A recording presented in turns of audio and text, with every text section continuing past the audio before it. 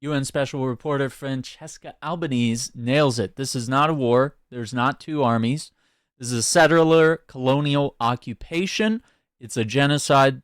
Start bombing Israel. Throw these guys in The Hague now. Let's I take speak a look. from a very clear standpoint, international law. And what international law obliges you to do is, if you really need to have a scheme, end the genocide.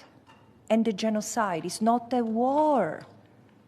In order to have a war, I mean, look, I hear you speaking, and I respect you a lot, but something inside me shakes because you're talking of this as if there were two armies confronting each other. If it's a war, if it's a conflict, it's between a people who are trying to resist on the little that remains of their land, frankly, and one of the most powerful armies here in the region. And again, I insist on the settler colonial framework. And I insist on this on the ground that this is how we can read it from an international law point of view, because it's the most basic infringement of the law of self-determination. If you don't understand that this is a settler colonial conflict, then please don't call it a conflict.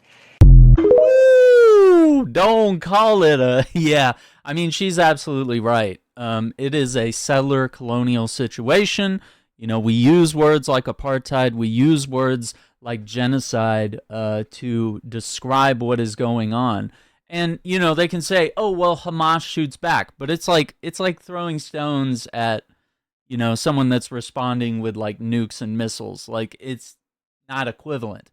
Now, we could argue, okay, well, what about October 7th? Sure, what Hamas did on that day was bad, but Palestinians are allowed to have a resistance force. I'm not defending all of Hamas's actions, but I do think they have a right to resist their oppressor, and I think any country should have that right when they're being oppressed, when they're being occupied, and, you know, obviously genocided. You know, if the world is not going to stand up for Palestinians, they have to stand up for themselves, and they have to, you know, find ways to survive, and, you know, it looks like they're going to stay and hold their position there. So we'll keep you posted on what happens next. But I just think we need to continue to inform people, share these videos, and make sure that people don't forget and don't get complacent on an issue as important as this.